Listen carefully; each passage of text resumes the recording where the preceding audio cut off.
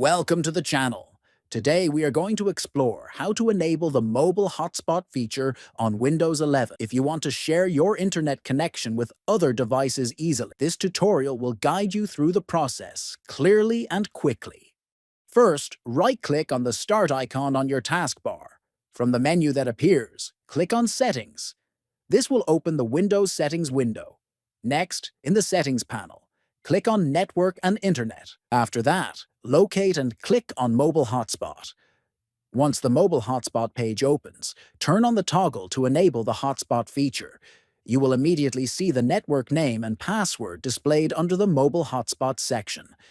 These credentials are what you will use to connect other devices to your hotspot. If you found this tutorial helpful, don't forget to subscribe to the channel, like the video, and share it with friends.